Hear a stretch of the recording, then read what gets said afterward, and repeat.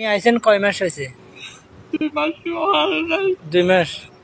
তাহলে আপনি কয় লাখ টাকা খরচ করে আইছেন? কয় লাখ? 6 লাখ টাকা। তাহলে আপনি কিসের জন্য চলে যাচ্ছেন?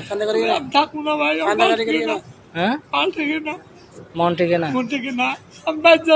তাহলে আসবার সময় আপনাকে বলে না এখানে কষ্টের কাজ এটা? হ্যাঁ, তা সবগুলো কি দাঁড় করে আইছেন টাকা? মানে তোমার বাইয়ে দিছে?